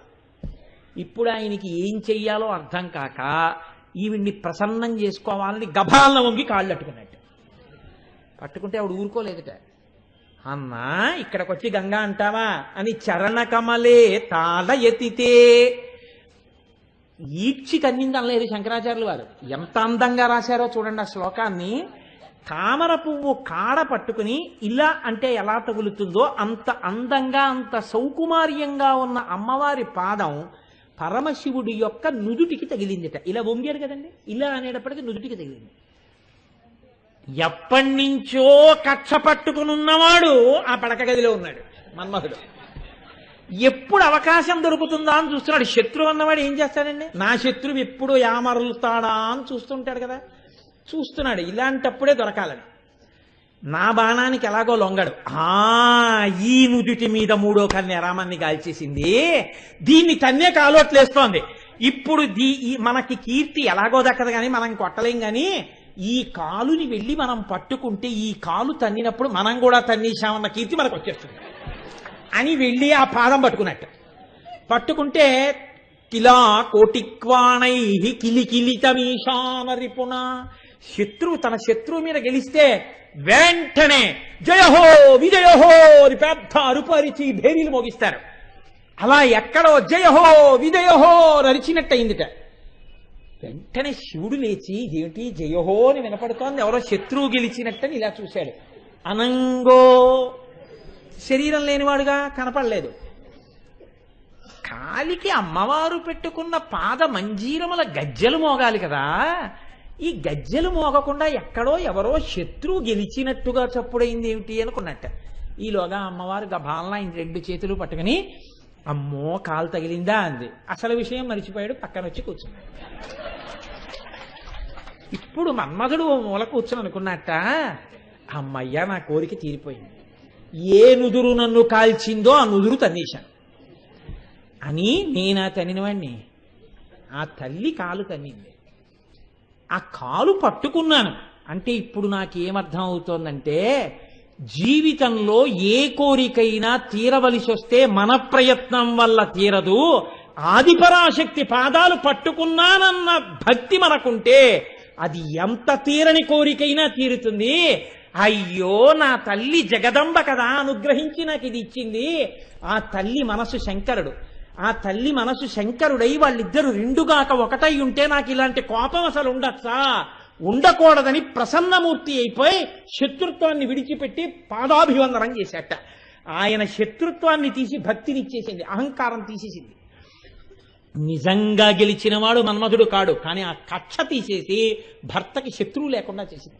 ఇంకా ఎప్పుడు నేను కాదు బాణం వేసేది, ఆ తల్లి ఆవిడ అనుగ్రహంతో ఈ స్థితిని నేను పొందగలిగాను అని మన్మధుడు అనుకున్నట్ట.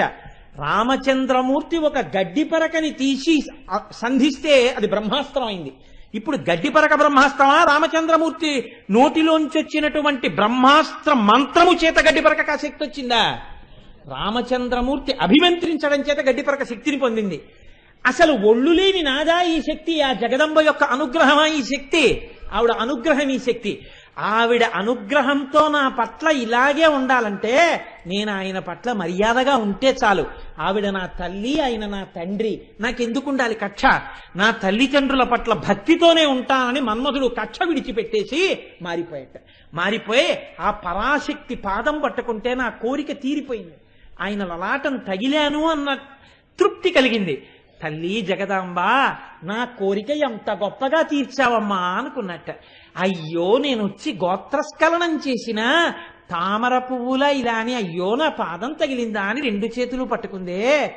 ఇంత తప్పు చేసిన నన్ను తన కాలు నాకు తగిలిందేమో అని బెంగ పట్టుకుని చేతులు పట్టేసుకుంది తప్ప ఇంకా తను రాద్ధాంతం చేసి గొడవ పెట్టలేదే. ఎంత సౌశీల్యవతి నా భార్య అని మళ్ళీ ఇంకోసారి వచ్చి పరమశివుడు పక్కన కూర్చున్నాడు. ఇప్పుడు తన యొక్క ఔదార్యంతో, తన పాతివ్రత్యంతో, తన సౌశీల్యంతో గెలిచిందా గెలవలేదా? మన్మధుడికి పాఠం చెప్పిందా చెప్పలేదా? ఆవిడ పాదం పట్టుకుంటే ఏదైనా సాధించగలననేటటువంటి అనుగ్రహాన్ని మన్మధుడి యందు ప్రవేశపెట్టిందా లేదా? తద్వారా మనందరికీ కూడా అమ్మవారి అనుగ్రహంతో మనం పైకి రావాలి తప్ప నాది నాదని నేను దేనికి అహంకరించకూడదు. నాలో ఏది కదలినా కదలిక జగదంబయే, ఆ పరాశక్తియే, ఆవిడ అనుగ్రహం తప్ప నాదన్నది ఏదీ లేదని నువ్వు అమ్మ పాదముల ముందు మోకరిల్లాలా? అమ్మ పాదముల ముందు నిలబడి నా అంతవాణ్ణి నేనని అహంకరిస్తావా? నువ్వు అహంకరించడానికి ఏం లేదురా. ఆ తల్లి శక్తి అటువంటిది. ఆవిడ పాదములను గట్టిగా పట్టుకున్నావా? ఆ తల్లి నిన్ను అనుగ్రహించి నీవు తప్పు మార్గంలో ఉన్న దిద్ది నిన్ను కొడుకుగా పక్కన కూర్చోబెట్టుకుంటుంది. అనంగుడిగా చేసి మన్మధుణ్ణి నిలబెట్టి అంత శక్తివంతుణ్ణి చేసిన తల్లి నిన్ను దారిలో పెట్టి, నిన్ను మంచి మార్గంలో పెట్టి, కీర్తినిచ్చి యశస్విని అయి నిన్ను పైకెత్తుతుందని నువ్వెందుకు ఊహించలేకపోతున్నావు?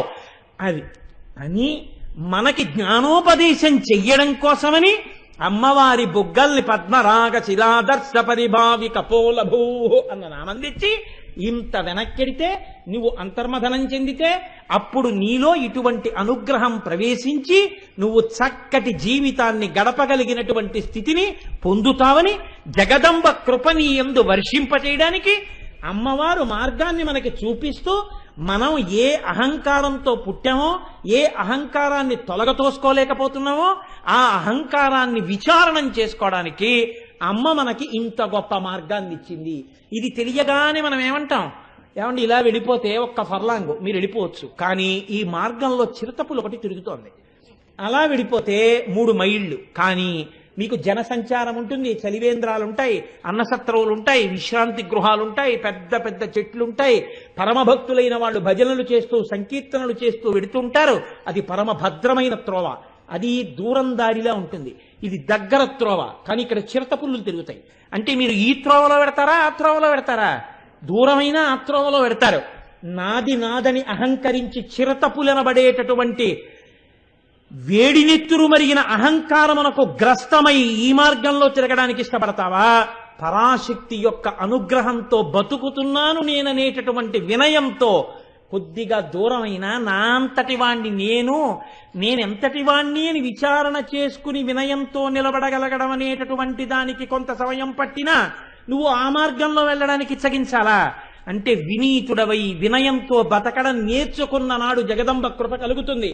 అప్పుడప్పుడు అహంకారం వచ్చినా ఈ నామాన్ని గుర్తు తెచ్చుకున్నప్పుడు మళ్ళీ మళ్ళీ నిన్ను నువ్వు పరిశీలన చేసుకుని వినయముతో నిలబడగలిగినటువంటి జగదంబ యొక్క అనుగ్రహ శక్తిని యందు ప్రసరించి నీ మార్గము, నీ జీవితము చక్కదిద్దబడుగాక, నీ యందు పార్వతీ పరమేశ్వర అనుగ్రహము పుష్కళమగుగాక అని ఆశీపూర్వకంగా చెప్పినటువంటి మాటలు మారితే, అమ్మవారి పాతివ్రత్యము ప్రకాశిస్తే, అమ్మవారి పాతివ్రత్యం గురించి పొంగిపోతే మనసులో, దానికి పరమశివుడు ప్రసన్నుడైతే, ఆ పార్వతీ పరమేశ్వరుల పాద ద్వంద్వము ఇక్కడ తగిలితే, దానివల్ల ఈ శకటము పునీతమైతే మళ్ళీ జన్మ పొందవలసిన అవసరం లేనటువంటి పునరావృత్తి రహిత శాశ్వత శివ సాయుధ్య స్థితిని ఇయ్యగలిగినటువంటి జ్ఞానము దగ్గర నుంచి భక్తి వరకు, వినయం వరకు పథాన్నంతటినీ శుభ్రం చేసి సిద్ధం చెయ్యగలిగిన పరమ శక్తివంతమైన నామము ఆ నామము.